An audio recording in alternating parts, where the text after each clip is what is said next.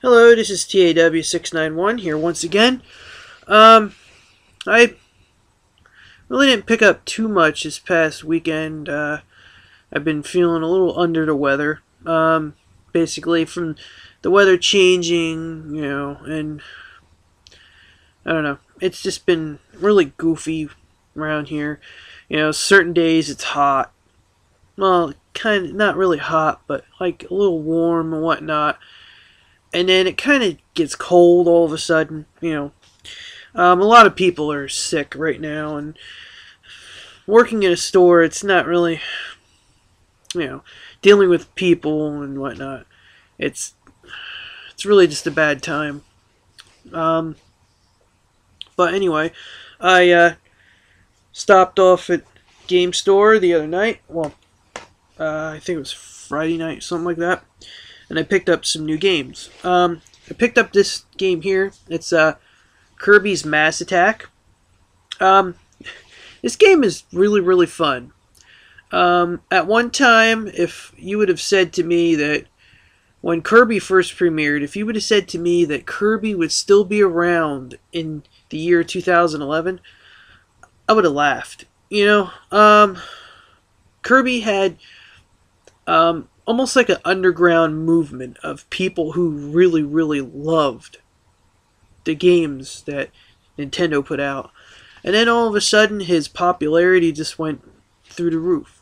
And more or less, more like in, I'd say about 98, 99, when they had, or maybe it was later than that, when they had an animated series out of Kirby and whatnot.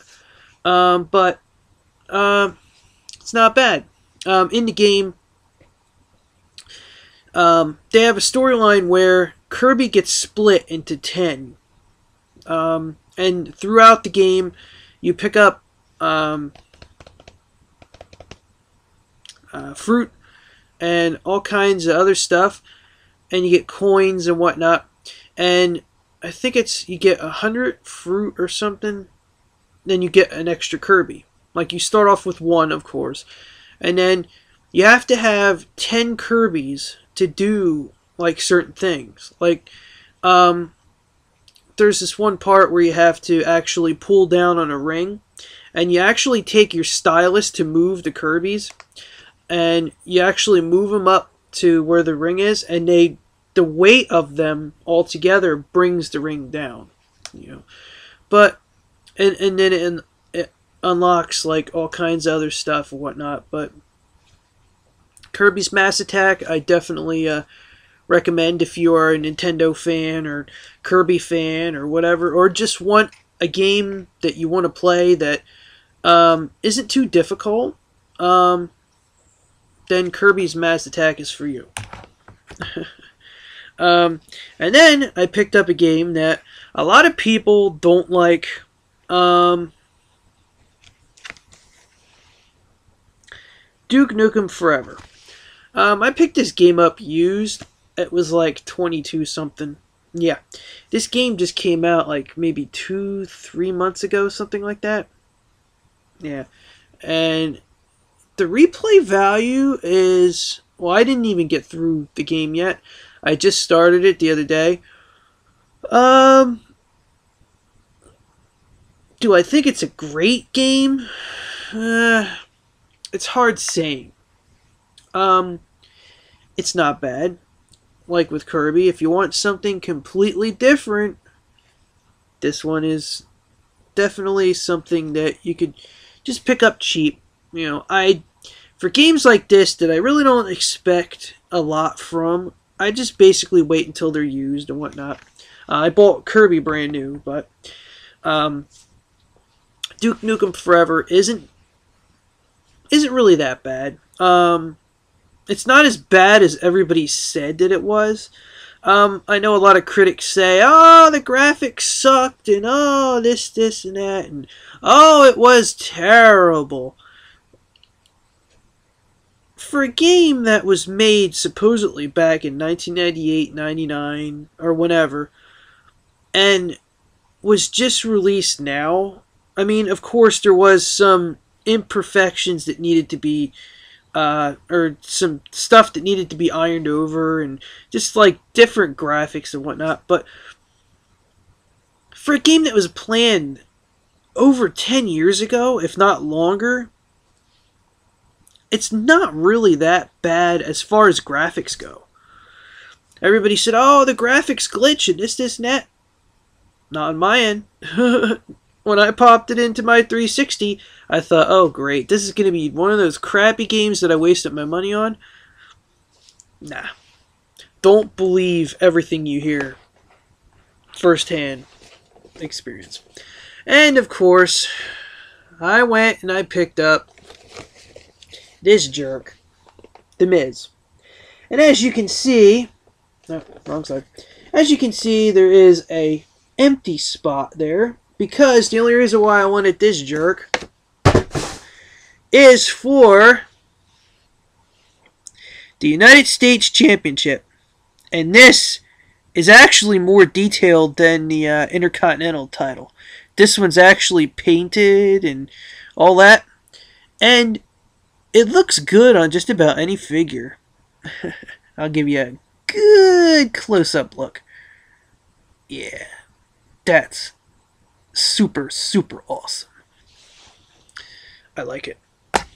I'm sorry. I've always had this idea that when I buy a figure with a belt, I just have to have the belt, period. I know I could probably go on eBay and get a bundle of belts, you know, but those are not detailed like this.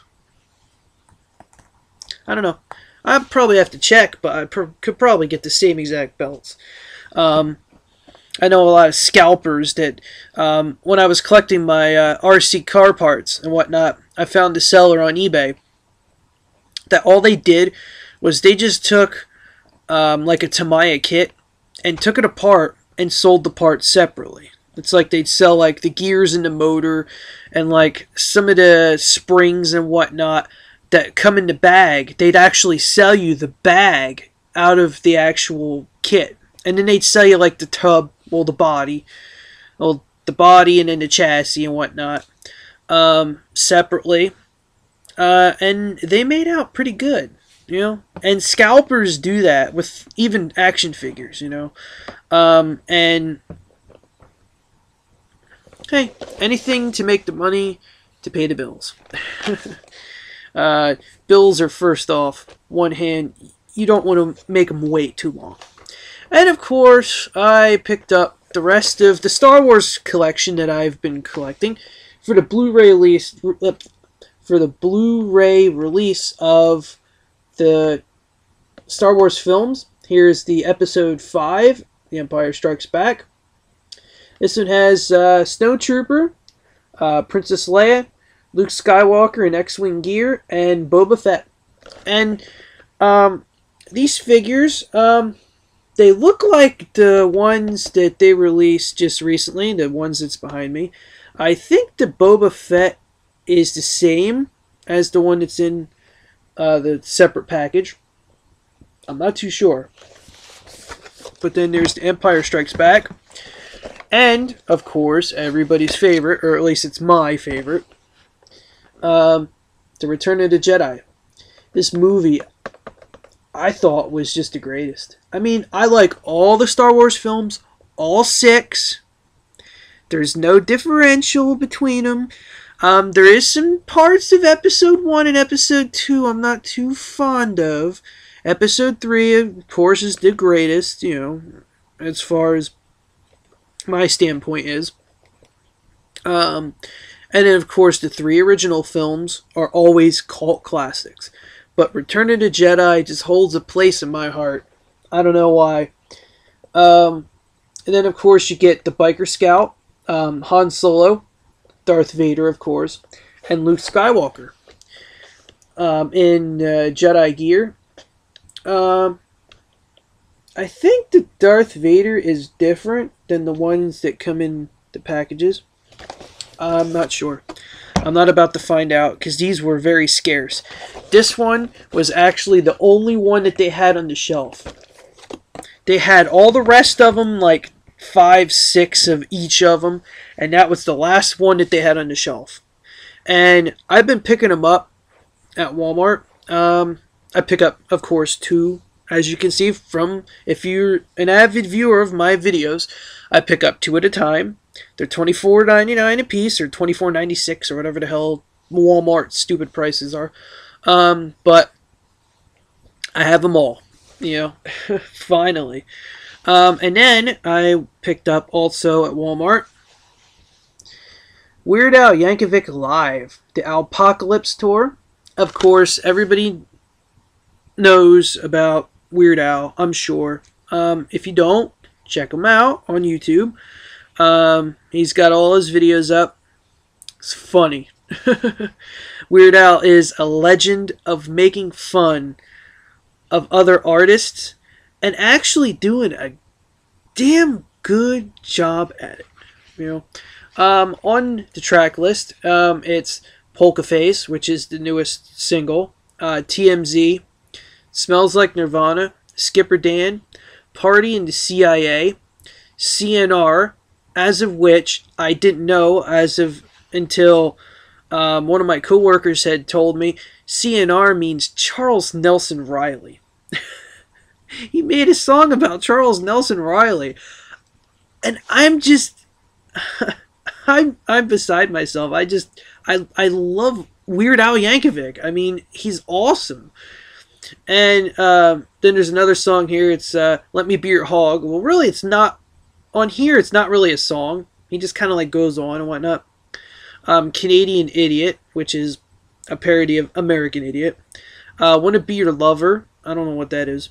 There's a medley here. It's got a lot of his old songs. Money for Nothing, Beverly Hillbillies, Whatever You Like, Another Tattoo, eBay, I Want a New Duck, theme from Rocky XIII. I don't know what that is. I don't know Roman numerals too well. Spam, My Bologna, Ode to a Superhero, Lasagna, and of course Eat It. And then it goes into Amish Paradise, Craigslist, Perform This Way, White and Nerdy, Fat, The Saga Begins, and Yoda. Yeah. And then they give you like a bunch of bonus features and whatnot. And of course, it's him in the fat suit. But otherwise, that's all I've picked up over the past week or so. I'm still waiting for a couple new Nintendo releases. I'm waiting for Zelda, the Skyward Sword, and Super Mario 3D Land. Yeah, I think that's right. And a bunch of other games and whatnot that's coming out soon. This is TAW691 signing off. Until next video, I'll see you.